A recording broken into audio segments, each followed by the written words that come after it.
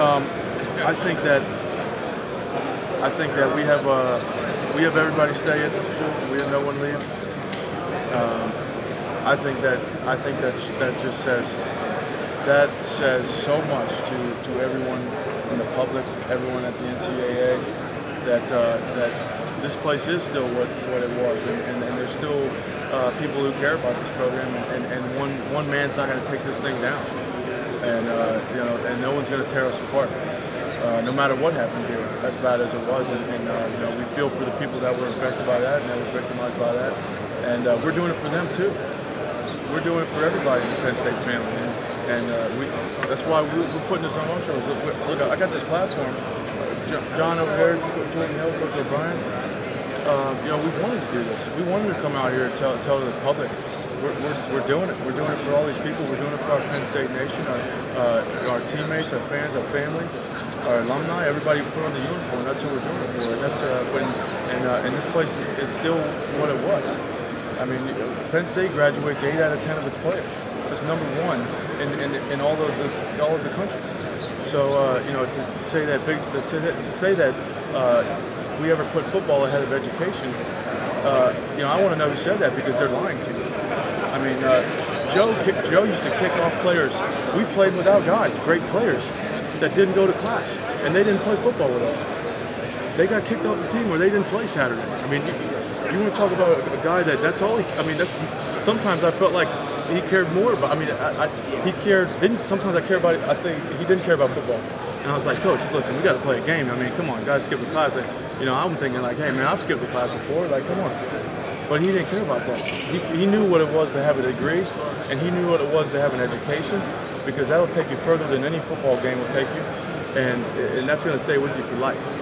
And that's going to, and that means so much more, especially from a voice of experience, me having a degree now, and guys that have been through this deal.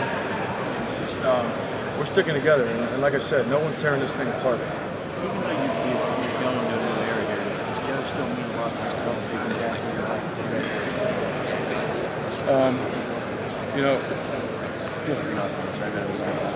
I don't want to answer. I'm sorry. I want to just let's keep it.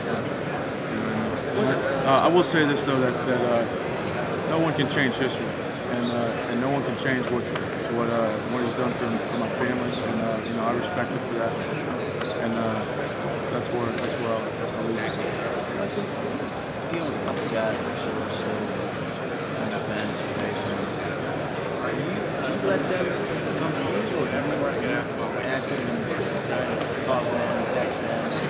Of course I'm active. We've sat up in Coach O'Brien's office every night this week, and I've called.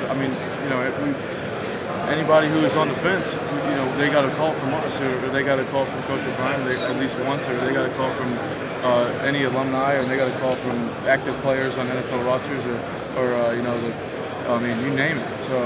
So we really pulled out a lot of stops and because. Not because we want to, not for self-serving purposes, not because we want to have a good season this year. That's not what it's about. Of course we want to have a good season, but this is about more than that. This is about,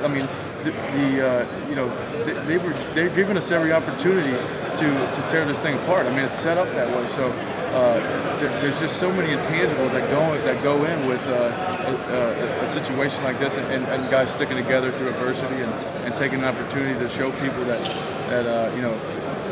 there's, like I said on Wednesday, it says one man didn't build this thing, and one man sure as hell ain't gonna take it down. Michael, what's O'Brien like?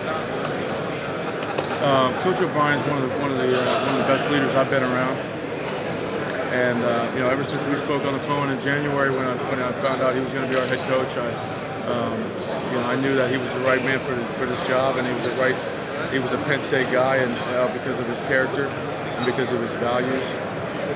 And in our first squad meeting, and I know people most of what he said to us between us, but I can tell you his first, must have been his first sentence was, "Listen, guys, there's two things that are never going to change around here, as long as I'm here, is that Penn State will always, we're going to graduate our players, number one, and we're going to play competitive Big Ten football. We're going to play great football. So those two things are never going to change. And you know, after hearing that, you know, that just proved in my mind that this was a guy that understood the values of what this program was and what it will continue to be. The uniforms change. What's that? It's not about the uniforms. I mean, it's never been about the uniforms. I don't care if I'm wearing a high school jersey, a ripped tear. All right, it is now 10 o'clock. This morning's media session is now concluded. As long as it's blue or white, I don't care what I'm wearing. One note, we do have a paper. It doesn't matter to me. I want to play football. Other people want to play football. Whether we wear, I don't care if we wear purple jerseys. It doesn't matter. Thank you. As long as we play in front of that stand, that stadium, and we got 108,000 screaming fans, you put me in. I don't need to wear pads. Don't even give me pads. I don't care. Just put me in a jersey. Let's go play, man. So that's all. Uniforms are not what this program is about. It's never been about that. So it's you know, people don't need to look too much into that. I mean, if they change, they change. But you know, we're putting a new face on this thing anyway. So a uniform's never defined us, and a uniform never will.